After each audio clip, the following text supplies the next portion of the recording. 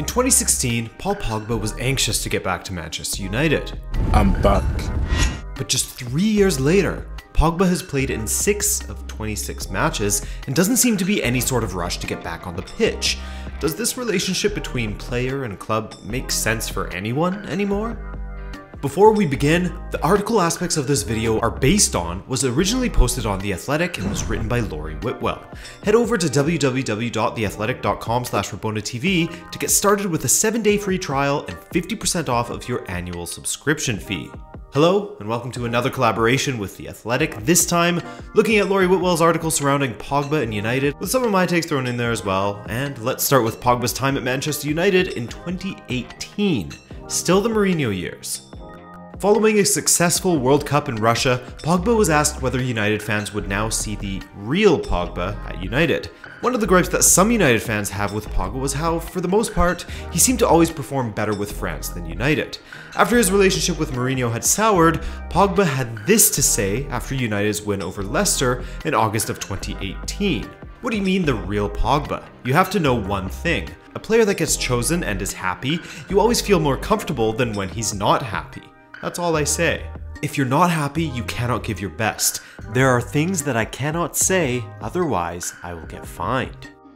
This was perhaps the clearest sign that Pogba was unhappy at United and perhaps was considering a move away from the club, or at least the clearest sign at the time. Whether that was because of Mourinho or not, we won't know for sure, but one thing was clear, he and Mourinho had a major falling out, with Mourinho saying Pogba would never captain United, etc, etc. There was a bit of a war of words going on there. Once Mourinho was sacked, however, Ole came in and Pogba was in rare form, with Pogba leading United on an amazing unbeaten run and showing the dominance that United fans thought they would get to see regularly when they first signed him in 2016. So previously, you had Pogba versus the club in 2012, then Pogba versus Mourinho until Mourinho was sacked, and then it evolved to the fans versus Pogba as he started to become a target for them once things had really cooled off under Ole. And just like the summer before, in 2019, Pogba began hinting at a move again, though hinting would be a bit of an understatement here. As Whitwell writes, Pogba began that narrative 6 months ago by speaking of finding a new challenge, and in July, his agent Mino Raiola announced the process of securing a transfer away had begun. Pogba's other brother, Matthias, then said in August that Paul wanted to move to Real Madrid, and there has been nothing since that to suggest any divergence from that stance. What exactly is Whitwell referring to at the end there? Well, Pogba has been out with an ankle injury since September 30th of this year. There have been 17 matches since then, all of which Pogba has missed. 20 matches in total he has missed, and throughout, some fans accused him of even faking his ankle injury, or at least the severity of it. To me, that's a little bit silly, as I do indeed think that he had a bad ankle problem, and perhaps those that say that are just channeling their frustrations and feeling like they haven't got their money's worth out of the record £89 million signing. The same signing who in the summer had said he wanted to leave, his agent said the process to find a club for him had started, and whose brother said that Paul himself wanted to move to Real Madrid. The optics of it just, they don't look great, especially when you see other players like McTominay rushing back to get on the pitch following an injury. But in regards to the suspicion that he is faking his injury to force a move, in the past, Paul even uploaded a picture of himself icing his ankle after a Spanish tabloid had suggested that he was indeed faking his injury. But ankle injury aside, here's what fans saw as one of the final straws, and irrefutable evidence in their eyes that Pogba was in no hurry whatsoever to get back on the pitch for United. After United played Everton on the 15th of December 2019, Solskjaer revealed why Pogba didn't feature in this match and wouldn't feature in Wednesday's EFL Cup match against Colchester. He had the flu.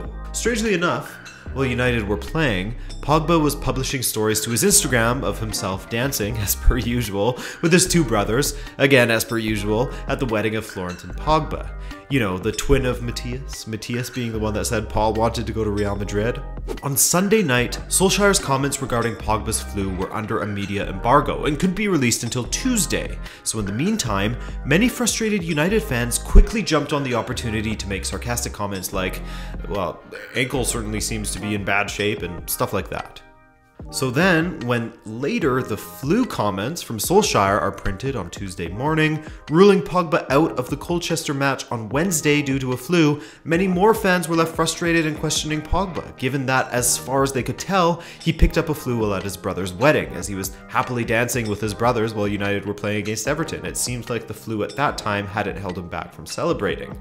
Well, the plot twists again. Whitwell continues. An answer came back that Pogba was given permission to attend the nuptials in his homeland last Friday, and he picked up a cold while he was there. Quite a lot of the ceremony is said to have taken place outdoors, and the winter chill played its part. So he wasn't dancing while United were playing. Everything added up for once in a story that increasingly does not. Upon returning to Manchester, Pogba was seen by the club doctor and has since been kept apart from his teammates to the point where he missed an event at Old Trafford on Tuesday. Nobody is criticizing Pogba for attending his brother's wedding or publicizing himself having a good time, but the sight of him moving so freely on an ankle that has kept him out since September 30th jarred a bit, especially when United could really use him on the pitch. So the flu comments were cleared up. Likely he caught the flu on the Friday, that's when the wedding was, thus ruling him out for Tuesday's match, while he was previously a possibility as Pogba was supposed to begin training with the rest of the team on the Monday. So that's fine, by most accounts, if not frustrating, but there are other occasions that have drawn the ire of United fans recently. Whitwell continues.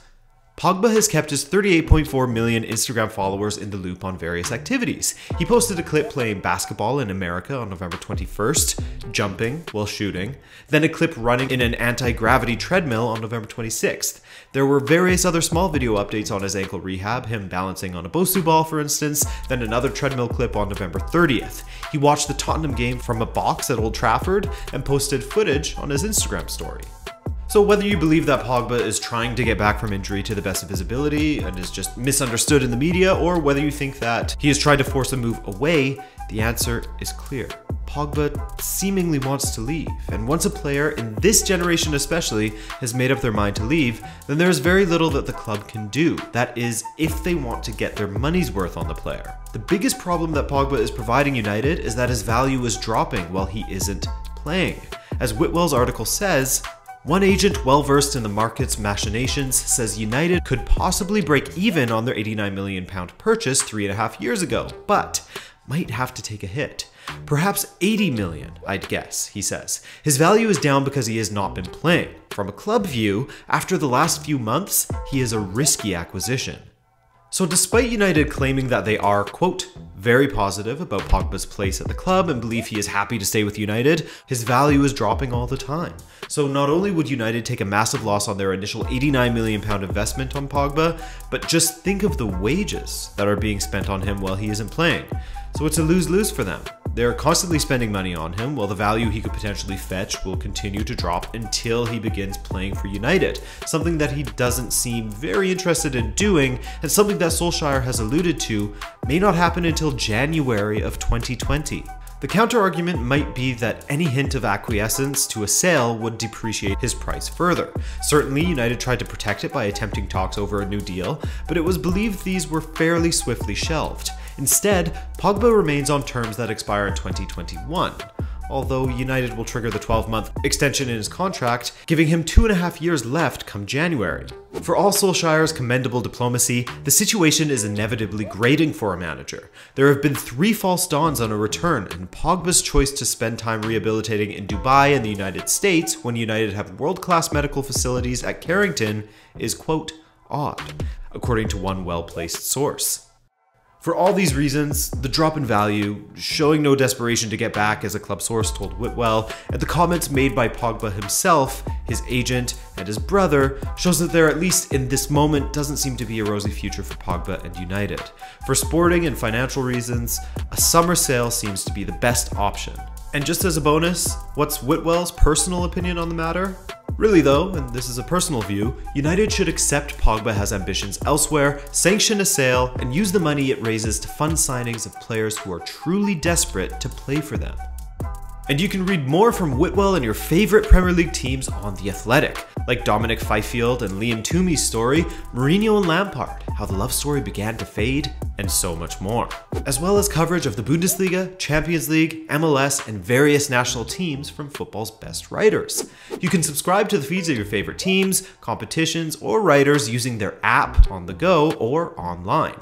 So support Rabona TV by heading to www.theathletic.com/RabonaTV, and in turn you'll get 7 days for free, 50% off of your annual fee, and access to some of the best sports journalism. Thanks so much for watching, guys, and a big thank you to everyone that has supported the channel by using my link. It means the world to me. It allows me to continue to focus 100% on Rabona TV and not have to start driving for Uber Eats or something to feed myself. So thanks again. I'm Adrian, and I'll see you in the next video. Take care.